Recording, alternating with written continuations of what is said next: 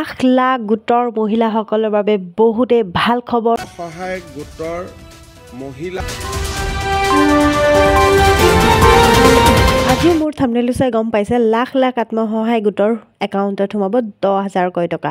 তো কোনে কোনে এই টকা লাভ কৰিব আৰু কোনে কোনে লাভ নকৰে, তো বলক এইটো ভিডিঅ'ত আপোনালোকক গোটেইখিনি কথা কওঁ। আৰু যদি মোৰ চেনেলত কোনোবা নতুনকৈ আহিছে, স্ক্ৰীনত দিয়া ছাবস্ক্ৰাইব বাটনটো ক্লিক কৰি দিব।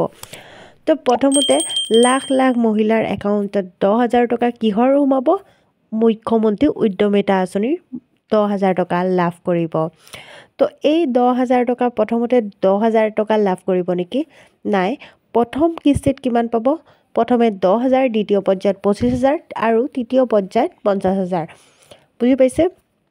10,000 দিব, তেতিয়া আপোনালোকক আৰু ঘূৰাই দিব নালাগে। যেতিয়া আপোনালোকক 25,000 টকাটো দিব, তেতিয়া আপুনি 12,000 টকা ঘূৰাই দিব লাগিব আৰু 12,000 টকা আপোনালোকৰ হ'ব। বুজি পালে?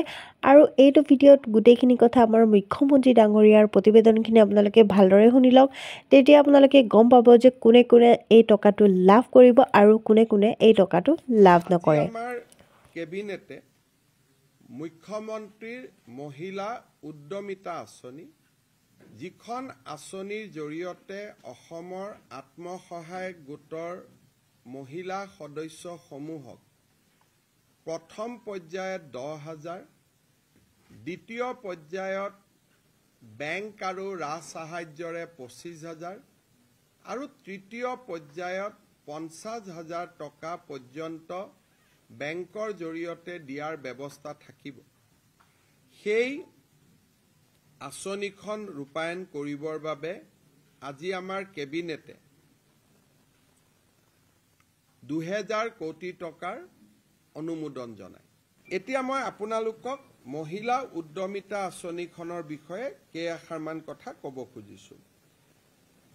আমাৰ ৰাজ্যৰ আত্মসহায়ক গোটৰ সদস্যসকলক আমি 4 লানি ছাৰ্ভে কৰাৰ পিছত, কাৰোবাৰ 3টা সন্তানত আছে নে তাতকৈ বেছি আছে, বিভিন্ন ছাৰ্ভে কৰাৰ পিছত আমি 31 লাখ মহিলাক প্ৰথম পৰ্যায়ত এই আঁচনিখনৰ বাবে উপযুক্ত বুলি আমি ইনফৰমেশ্যন বা আমি তথ্য কালেক্ট কৰিছোঁ। কিন্তু অসম চৰকাৰে 27 লাখ মহিলাক এই আঁচনিখনৰ সুবিধা দিব আমাৰ বাজেট অনুসৰি। কাৰণ আমি যদিও 30 লাখ মহিলাই পাছ কৰিছে, আমি 27 লাখ মহিলাকহে এই আঁচনিৰ সুবিধা দিব পাৰিম। সেইবাবে অহা কেইটামান দিনত ব্লক পৰ্যায়ত এই আঁচনিৰ চূড়ান্ত হিতাধিকাৰী নিৰ্বাচনৰ কাম আৰম্ভ হ'ব। কেবিনেটে সিদ্ধান্ত গ্ৰহণ কৰিছে যে যিসকল মন্ত্ৰী, বিধায়ক, প্ৰাক্তন বিধায়কৰ পৰিয়াল, তেওঁলোকে এই আঁচনিখনৰ সুবিধা নাপাব। দ্বিতীয়তে, যিসকল ৰাজপত্ৰিত বিষয়া, gazetted class 1 and class 2 officer, তেওঁলোকৰ পৰিয়ালেও এই আঁচনিৰ সুবিধা নাপাব। যিসকলৰ আমাৰ মদৰ দোকানৰ লাইচেন্স আছে, যিসকলৰ ঘৰত ব্যৱসায়িক ভিত্তিত ট্ৰাক্স আছে, JCB আছে, বা যিসকলে আয়কৰ পৰিশোধ কৰে, তেনেকুৱা লোকেও বা তেনেকুৱা আই মাতৃয়েও এই আঁচনিখনৰ সুবিধা নাপাব।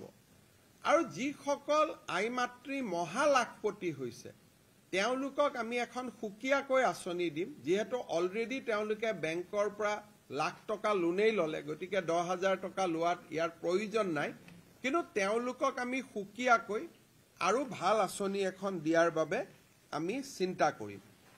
এই ধৰণে আমি যিটো মহিলাসকলক 10,000 টকা দিয়াৰ ঘোষণা কৰিছিলোঁ, সেই আঁচনিখনক আমি চূড়ান্ত পৰ্যায়লৈ লৈ গৈছোঁ আৰু আঁচনিখনৰ শুভ উদ্বোধন এপ্ৰিল মাহত আমি বিহালী সমষ্টিত কৰিবৰ বাবে সিদ্ধান্ত গ্ৰহণ কৰিছোঁ। অৰ্থাৎ প্ৰথম বিহালীৰ আই মাতৃসকলক এই টকা দি পেলাই এই আঁচনিখনৰ আমি শুভ উদ্বোধন কৰিম।